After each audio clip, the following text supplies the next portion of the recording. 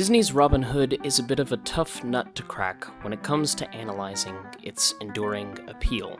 After all, the film isn't exactly adored by critics, and with a few notable exceptions, seems to be largely overlooked by the Disney company as a whole. And yet, it seems to have risen to cult classic status over the decades since its initial release in 1973. Just looking at the contrast between the audience and critic scores on Rotten Tomatoes gives you an idea of the loyalty that people feel for this film. Even I have to admit that I greatly enjoy it, even with its reputation for cutting corners in animation quality and production. And that's saying a lot, because if you watch my channel, you know I have really high standards for what I expect to see in animation, and it takes something pretty special for me to overlook that.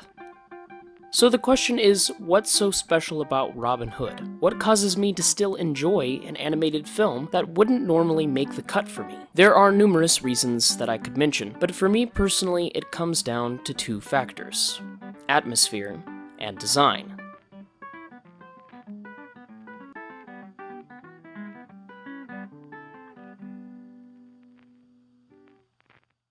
The word atmosphere can apply to many things, but in this instance, I'm specifically referring to the overall feeling that a film gives to the audience as they watch it. And in this case, I believe that has a lot to do with its rather strange relationship to the source material. For starters, it's an incredibly unique adaptation. There have been many Hollywood interpretations of Robin Hood over the years, and it was Disney's intention to provide something unique that hadn't been seen before, while simultaneously making the film as accessible to as wide of an audience as possible. As the first Disney animated film to be conceived after Walt Disney's death, the filmmakers felt an enormous responsibility. Every film that they had made up to that point had been approved by Walt Disney himself. This was the first feature where the Disney artists had to fully step out and create something on their own. They wanted to prove that they could still be relevant and succeed, even without the guiding influence of their founder. Disney needed a surefire box office hit, or they were in danger of losing their reputation post-Walt. And in that regard, they succeeded, although at the cost of some major adaptation criticisms. In my opinion, the resulting story decisions are fascinating and result in a lot of charm that sets this Robin Hood apart from its competitors. The first, and probably the most obvious, is their decision to blend the classic British story with the distinctly American sensibility. In a strange twist of fate, the Disney artists thought they saw several aspects in American popular legends that mirrored those in Robin Hood's medieval Britain. And since they started production in the 60s, they especially saw possible connections with the westerns that still seemed so prevalent on television. At least on the surface level. The sheriff, hangings, rewards, outlaws that rob carriages, and a wily anti-hero with a heart of gold seemed to remind them of popular tropes they knew from TV. And the idea stuck. Ironically, it's also worthy to note that the downfall of the TV Western seemed to oddly coincide with the film's production. In addition, the Disney artists wanted to attempt a more light-hearted adaptation of the classic than Walt Disney might have. After all, even though his films often differed greatly from the source material, they still tended to take themselves very seriously as stories. In their first film without Walt, they wanted something more tongue-in-cheek compared to most of the Disney features that had come before. They felt at liberty to experiment with genre. In their eyes, it was only natural for them to make the story, much to the chagrin of literary scholars, that played like a Western serial. And yet, Disney wasn't ready to fully abandon the source material either. They knew the prestige of the Robin Hood tale as British literature and didn't want to stray too far from that sensibility. The resulting film feels like a madcap mix of British and Western actors, accents, settings, story elements, and language. And in a strange, unexplainable way, it works. They even turn their own trope on its head to sell the idea. They take the classic Disney storybook opening and subvert the audience's expectations with it. Instead of using the words written in the book as the prologue, the camera ignores the pages and zooms in on what would normally be nothing more than a decorative rooster motif. Suddenly, the rooster begins to speak in an American accent, and the book is thrown out as he introduces you to the legend of Robin Hood as told by the animals themselves. It's clever meta-humor that eases the audience into the idea that this isn't going to be like any Robin Hood they've ever seen. According to the minstrel Rooster, this isn't even the real tale of Robin Hood. This is a humorous pastiche, and isn't meant to be taken seriously. Right away, the expectation is set that this isn't going to be the next Snow White or Cinderella, and for some people, I'm sure that's a problem, but for most of the audience, it seems to have been an accepted change. And for a studio that was suffering from a serious identity crisis, it served as a signpost that they could succeed by doing things differently than Walt Disney might have done them. They were trying to prove that animation without Walt could still be commercially viable, and in this case, it was. They sold an idea that might not have flown in the golden age of animation, and they did it very ingeniously through a great deal of charm. Charm achieved by the second factor we listed earlier in this video: design.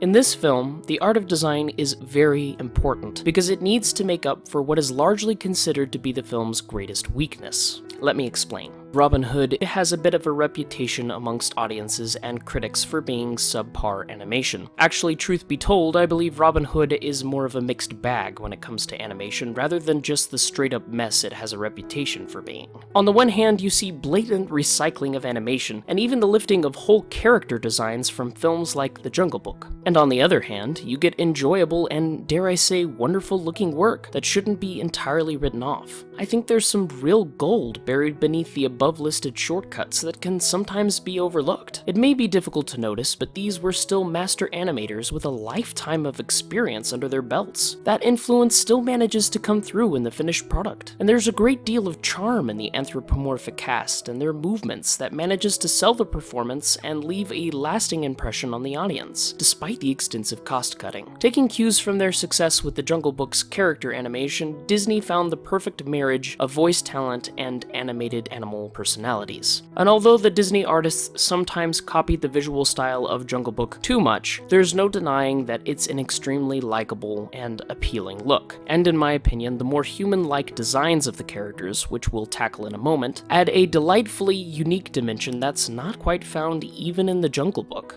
As a side note, the Disney artists knew the power and potential of anthropomorphic animals for allegorical storytelling because of a long-held tradition in literature. For example, the signature Ken Anderson designs created for Robin Hood were directly inspired by Mark Davis concepts drawn up for a literature-based project the two Disney legends had been workshopping, centering around the folklore character of Reynard the Fox. Reynard is a folklore figure that dates back over 800 years, first appearing in a fable possibly written as early as 1148 called Isengrimus. In this story, that would grow into a legion of tales over hundreds of years, poets would portray an anthropomorphic saga starring a wily fox representing the common folk as he faced off against a greedy and manipulative wolf representing a corrupt clergy. This is an animal rivalry that would ironically show up in the finished Robin Hood film. But in case you were wondering, here's how it ties back into the ingenious visual design of Robin Hood. By the time Ken was working on his concepts, the Reynard project had combined with another shelved project about an anthropomorphic animal called Chanticleer, and the whole thing had ballooned into a rather complicated amalgamation which the Disney studio deemed too risky for production. But the look of the characters as envisioned by Ken and the other Reynard Chanticleer artists remained fixed in the minds of Disney filmmakers. The Disney artists who had been animating animals with human personalities for years realized the potential of these abandoned concepts. History had given Walt the fairy tale princess to animate, and now it would give his successors the anthropomorphic fox.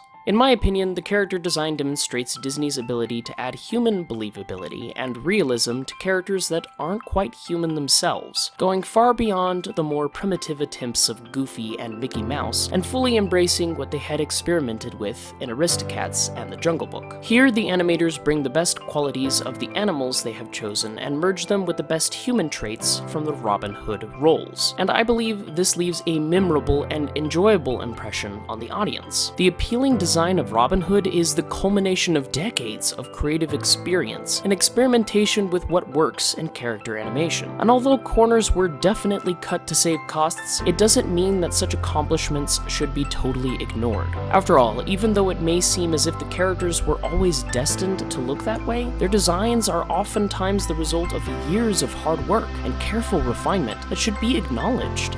This movie is a great example of the power of design in animation, and its ability to overcome limitations, and also to convey a sense of hyper-realism to the audience. It's something that the audience subconsciously feels is real, even though it would technically never actually occur in the world around them. It's a sort of artistic idealism of reality, where things aren't depicted as they are in real life, but rather how we would like to remember them. This artistic idealism shines through to audiences all over the world, and even serves as new inspiration for modern animators and artists. Robin Hood may get written off as a cheap Dark Age Disney film, but in my eyes, it heralded that animation could survive even after Walt Disney was gone. Its success helped pave the way for artists who would see it revived later on. The astounding magic of Disney animation may have been buried under the bottom line at the time, but it wasn't dead, and it wasn't going to be gone forever either.